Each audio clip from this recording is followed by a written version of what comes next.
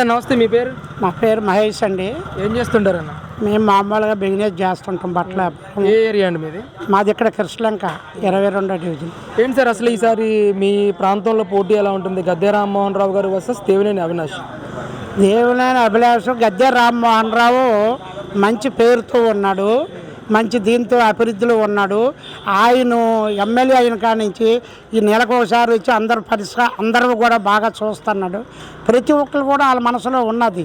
అయితే ఈవేళ ప్రజల నిర్ణయం ఏంటంటే, ఈవేళ ఆయన చేసినటువంటిది, ఈవేళ వైఎస్ఆర్ నాయకుడు చేసినటువంటిది, మహా కష్టాల్లో ఉండేటప్పుడు 1000 రూపాయల కరెంటు బిల్లు 5000 చేశాడు ఆయన పుణ్యం అంటూ. అది ప్రజల్లో నిల్చుండిపోవాలి. అట్లాగే ఈవేళ సామాన్యులు బస్సు ఎక్కాలంటే ఏం చేస్తున్నారు? సామాన్యులు బస్సు ఎక్కాలంటే బస్సు ఎక్కినోడు తెలుస్తుంది ఆ ఇల్లు. బస్సు ఎక్కాలంటే 5 రూపాయలది ఈవేళ 15 రూపాయలు, మీడియం 20 రూపాయలు పెట్టారు. ఇవన్నీ ఎవరి పుణ్యం అంటే అయింది? జగన్ పుణ్యం అంటే అయింది.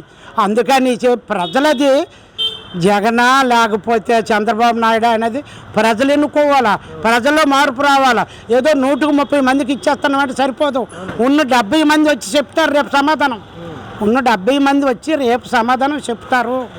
అయితే అదేంటంటే ఇవాళ మాట్లాడడానికి సామాన్యుడికి అధికారం లేకుండా చేసింది ప్రభుత్వం. అర్థమైందా? ఇవన్నీ రకాలుగా ప్రజలు గుర్తించి ఆలోచించి సక్రమంగా ఎవరైతే మనకు బాగుంటుంది అనేది ప్రజల్లో ఎన్నుకోవడంలో ఉంది. అది మాత్రం ప్రజలు దయచేసి మనం ఇప్పటికే రాష్ట్రం ఎంత వెనక్కిపోయింది అనేది ప్రజలు గుర్తించాలా. నాకేదో 10 మందికో 30 మందికో నోటికి వెళ్ళిపోతుందంటే సరైనది కాదు. ఉన్న 70 మంది ఏమవుతున్నారు? ఉన్న 70 మందికి ఏ రూపంలోనూ ఎతికి మనం పట్టుకొని వాళ్ళ దగ్గర తీసేద్దాం. ఎన్ని ఆస్తులు, ప్రభుత్వ ఆస్తులు, ఇవన్నీ కూడా ఏం చేశాడు అనేది ప్రజలు గుర్తించాలా.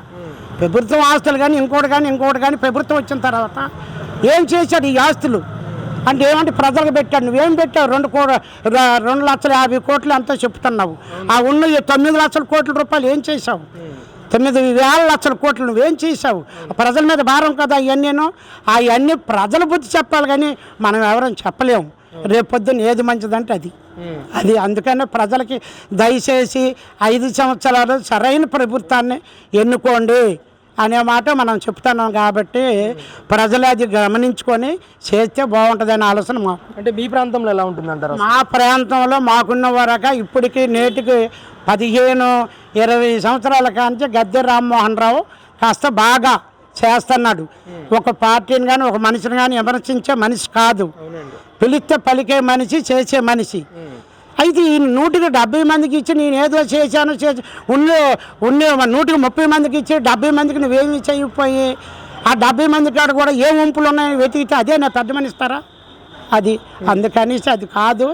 దయచేసి పెద్దలు అందరూ ప్రజలంతా ఎవరిని ఎన్నుకోవాలనేది నిర్ణయించుకొని ఎన్నుకుంటే బాగుంటుందని మా ఆలోచన. అంటే గతంలో 16,000 ఓట్ల మెజారిటీతో గెలిచారు గద్దె రామ్మోహన్ రావు గారు.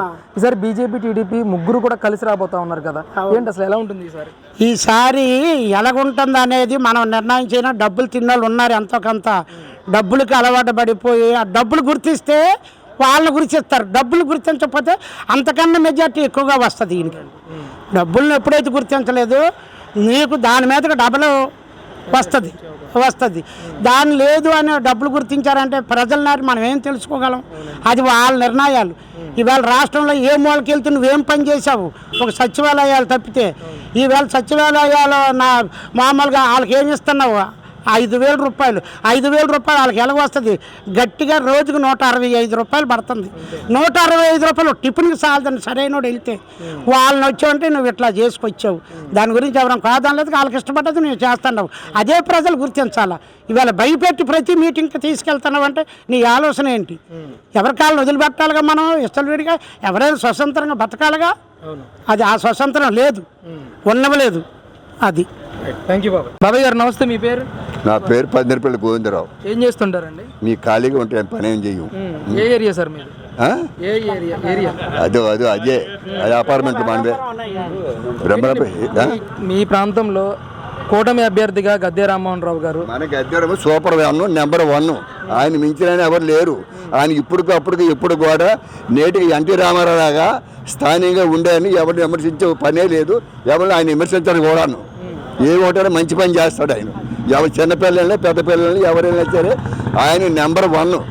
వీళ్ళంతా ఉన్నారంటే ఈ డమాలి క్యాండిడేట్లు అది ఈ రేపు కనబడవు అవి క్యాండిడేట్లు. ఆయన మాత్రం అటువంటి మనిషి కాదు. మనకి చేస్తాంటే చేస్తాను, చేయకపోతే చెయ్యవు. మనకి ఇప్పటికే చిన్నప్పుడు కానీ తెలుసు గద్దె రామారావు సంగతి మనకి. ఆయన మనకంటే ఎంత అభిమానం, మనం ఆయనకంటే ఎంత అభిమానం.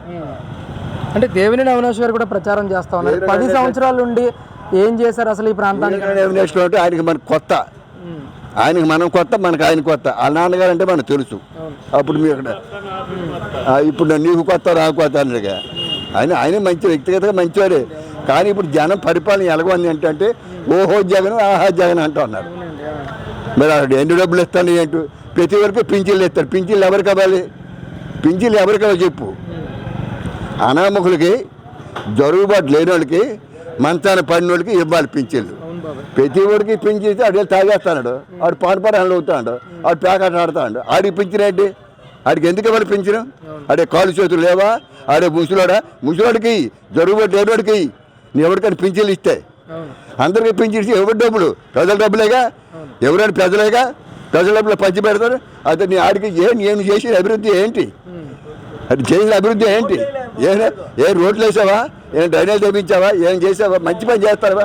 అలా వాళ్ళకి ఇచ్చేస్తే వాళ్ళకి ఇచ్చే చెప్పొస్తావు. ప్రతి వాళ్ళకి ఈ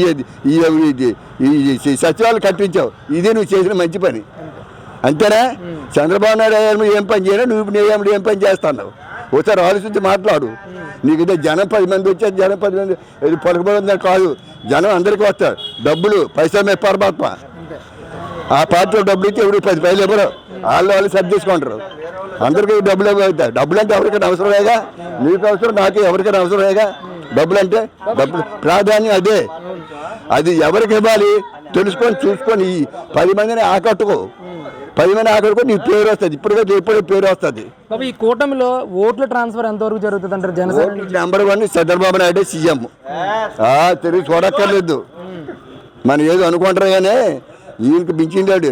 అప్పుడు నీకు ఎలాగైతే 150 ఓట్లు ఉన్నాయి, ఇప్పుడు ఆ డబ్బులు ఈయనకి వస్తాయి. చంద్రబాబు నాయుడుకి వస్తే నీకు 23 నీకు వస్తాయి, 150 ఈయనకి వస్తాయి.